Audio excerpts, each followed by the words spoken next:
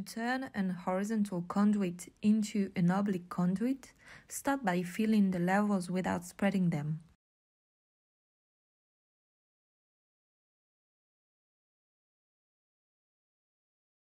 Once the levels are indicated, select the horizontal conduit you want to turn into partially oblique using the command cut a conduit. To indicate the oblique conduit angle, use the command reverse an oblique horizontal pipe. Click on the new highest side of the conduit, give the angle and validate. Select the adjacent piece to modify. Here is the elbow that will change to get adapted to the oblique conduit. Create an elbow to connect the oblique and the horizontal conduits. Adjust the elbow position based on the levels provided using the command move an object.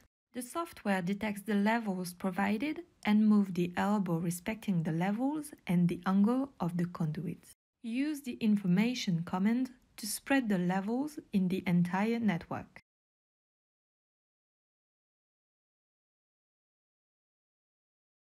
Let's see how it looks like in 3 dimensions.